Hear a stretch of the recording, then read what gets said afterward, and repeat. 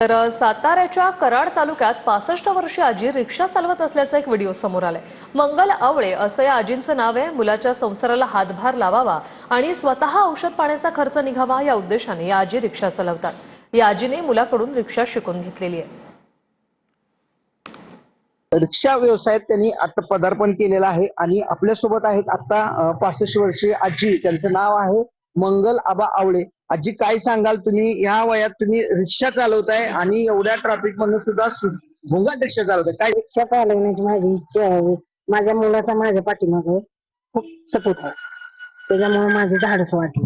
चांगल्या माणसाला रिक्षा चालवताना किंवा वाहन चालवताना अडचण येते, पण तुम्ही एवढ्या ट्रॅफिक मध्ये ती रिक्षा चालवताय, रिक्षाच का? रिक्षाच का नव्ह, सगळी कामं करून बसली, सगळी कामं केली ती, पण आता गुडघे दुखतात, मला साखरेचा त्रास आहे।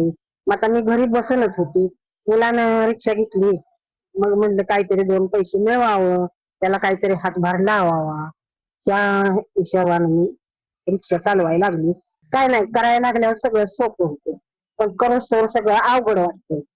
एकदा करायला लागलं म्हणजे काय वाटत नाही त्याचं, आणि आपण आनंदित राहायचं आणि मग ते चालू करायचं। तर थोरात, हिंदी मराठी।